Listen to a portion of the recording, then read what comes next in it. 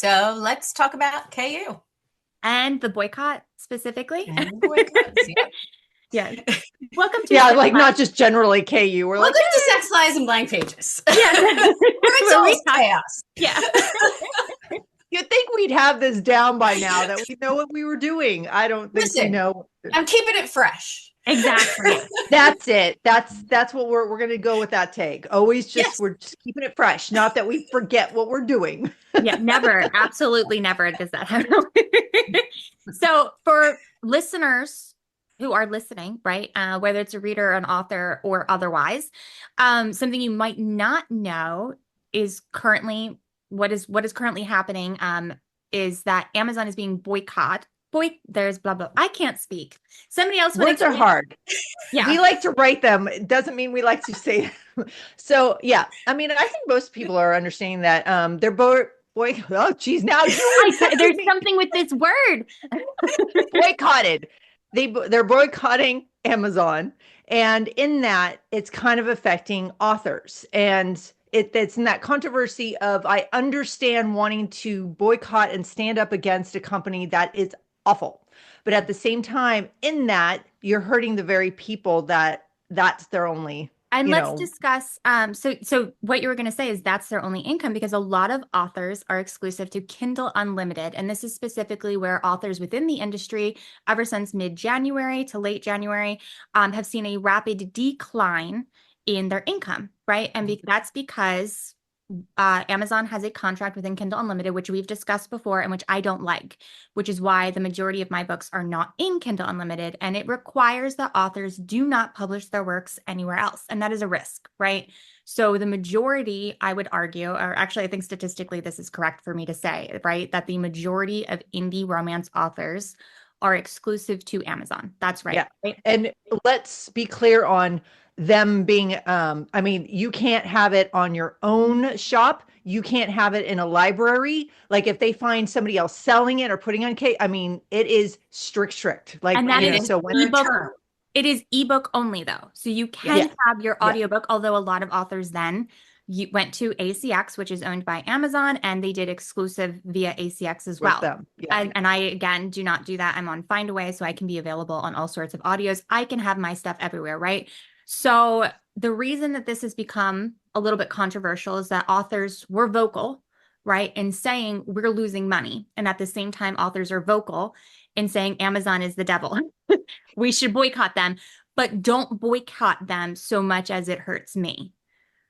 Right. And then they're kind of speaking up and saying, hey, this is hurting me. Hey, this is hurting me. And we do have some nuanced takes and different opinions here.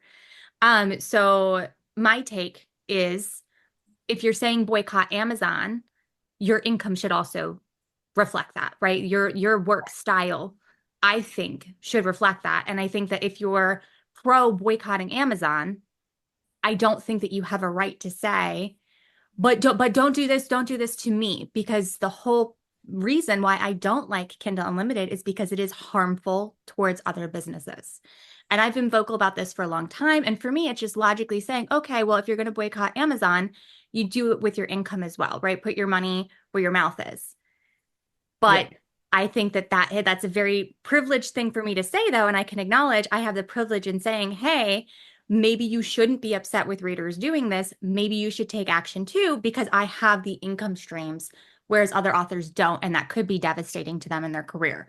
So it is nuanced. And I think you have a better perspective of this than I do. Yeah, Can I the just devil's pop in advocate. real quick? I just want to Yeah. pop in real quick, and just for readers listening that may not know, there is a term limit.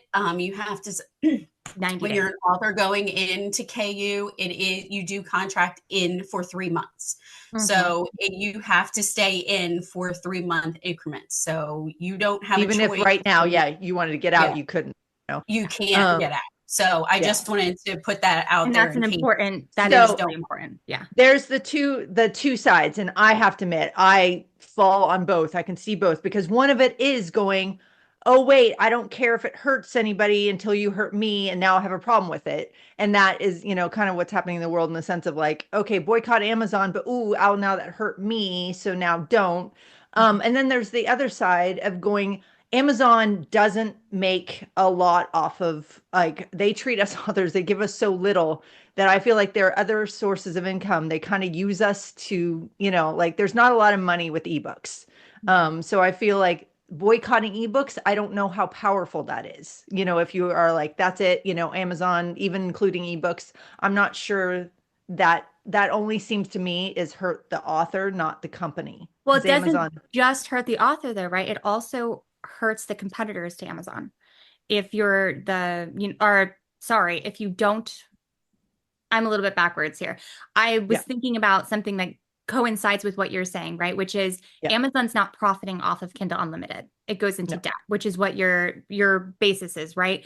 So yeah, when you're boycotting ebooks, you're actually like the Amazon, you could hurt them worse by reading more in Kindle Unlimited, which I did see an author make that post and say, hey, if you want to hurt Amazon, reading so much in Kindle Unlimited and putting them into debt is a good way to do it, right?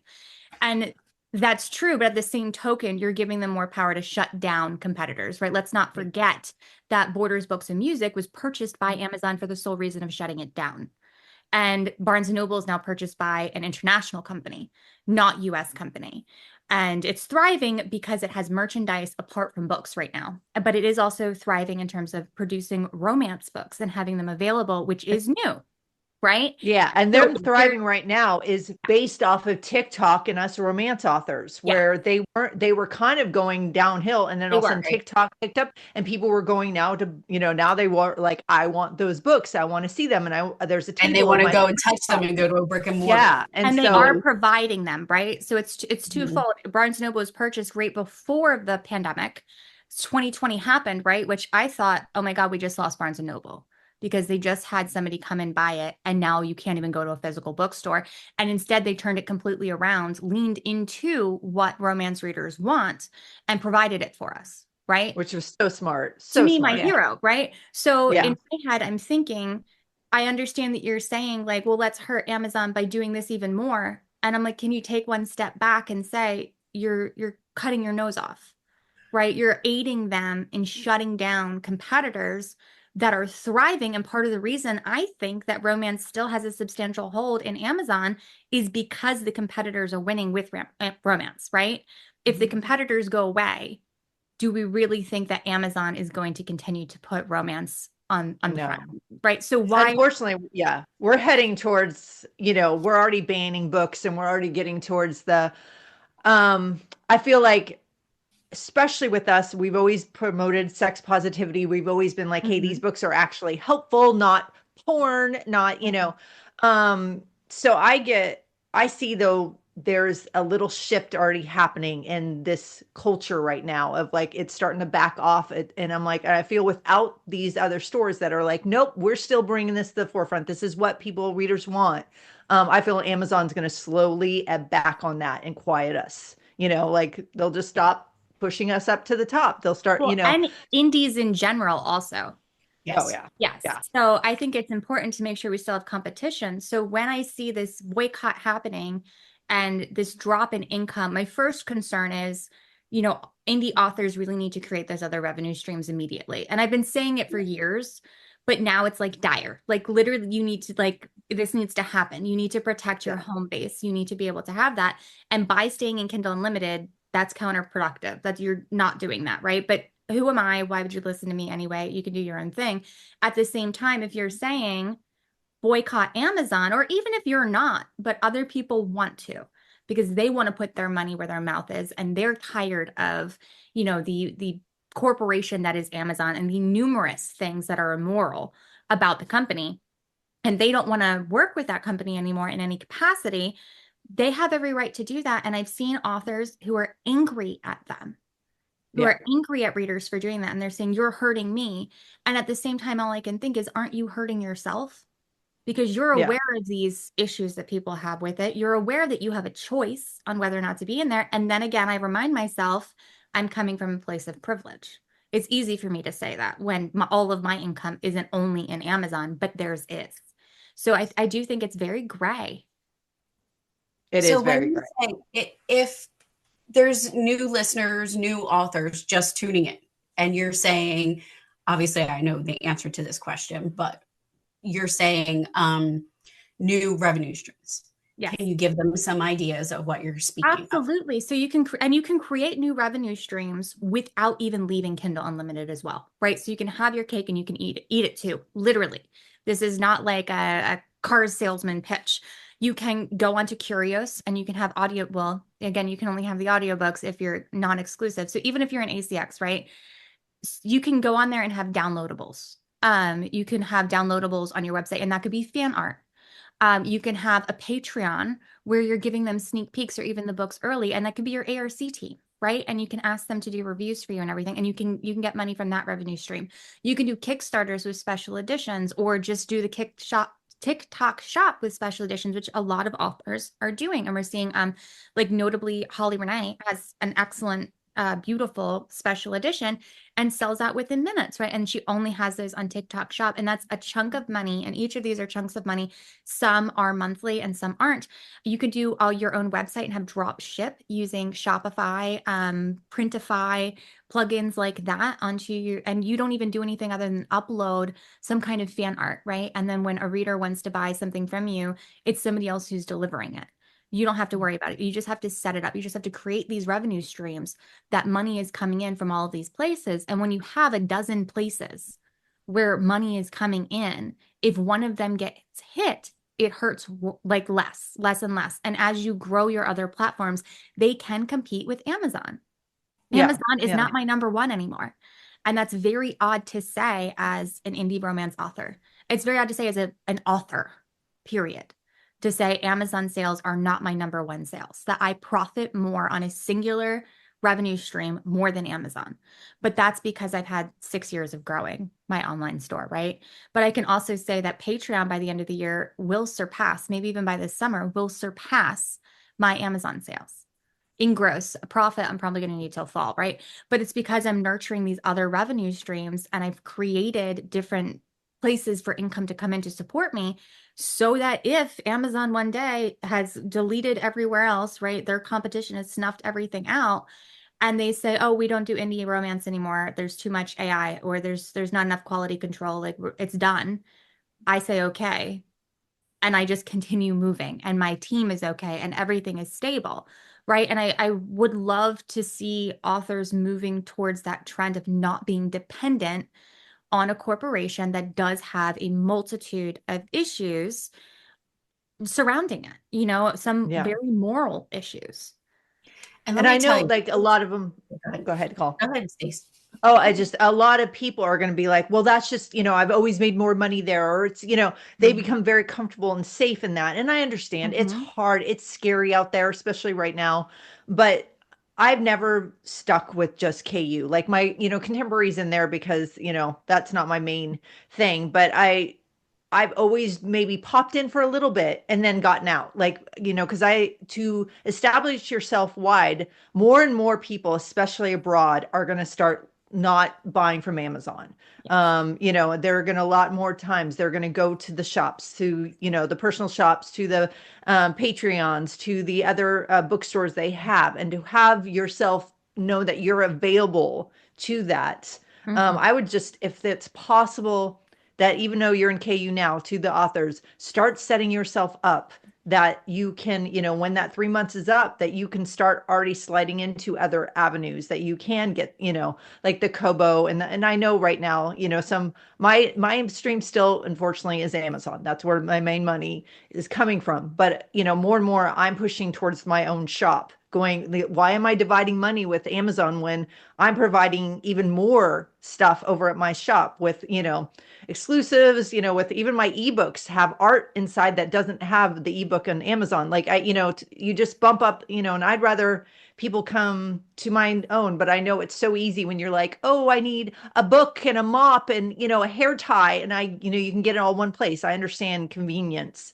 but I feel like we're going to have to be a little uncomfortable for a while for what's coming ahead, and, start going, okay, I'm going to make, push out and start not only purchasing directly from the authors if I can, but also as an, my own business is pushing, like you said, doing little, okay, now I'm going to put myself up there and just offer these arts if they get this audiobook or, and it's a lot of work. And I think people just come in, a lot of people come in this business thinking this is like, you just write a book and it's over, and the business part of this is what drains you the most. It's not writing the book. It's the, And I just want to say that if I can set up her shop all by myself with YouTube and Google as my only help, anybody you can do it too. That was 50 books. Though don't ask her to do it again because she won't know what you don't ask me to do it again because I don't know what I did. But I made it work. But I did it myself. And if I can do it, anybody can, because the resources are out there. It is fully... It was actually, now that I'm looking back on it, it was scary, but it was fairly easy to do. We just had a time crunch. That's why that's why you were stressed out. We had a time crunch. If I had more time, it would have been really easy, but it was like we were doing it in like a week time. Yeah. But yeah, you can do it. If I can do it, you can do it. I would also just like to add a little bit of an asterisk and just say, I'm not saying that authors who are upset at the decrease in money and even express some anger about the decrease and want an alternative, I'm not saying it's immoral. I think it's very reasonable to feel that way. Yeah, and it's very scary. Yeah. So I do want to put that out there. And I also want to say there are a lot of people whose livelihood depends on working for Amazon, and a lot of people within Amazon who do want to make positive changes and want people to get a livable wage and don't want this kind of, I don't even, devilish. Like some of the things that they do are, I think, horrendous. And there are people within Amazon that do want to change it. And I don't want to express blanket hate onto anyone. And my outcome is always a positive, happy ending for everyone. So even if you're an author listening and you did have this negative feeling about everything that was happening, I hope that like this doesn't feel like judgment, and instead it feels like a, hey, have you thought about? Or like this is, hey, take actionable steps maybe towards, so you don't feel this way in the future again, because I'll be blunt. I think, unfortunately, the way the world is going right now, it's going to get a little worse, of more control, of bigger corporations buying out everything else they can to, get rid of all kind of, forms of competitive people, like they want it all. So I feel like we need to protect ourselves. And this is like, hopefully not judging, because I mean, I felt the decline, and, I have my other places, but that still is my main source of money. So yeah, I felt it too.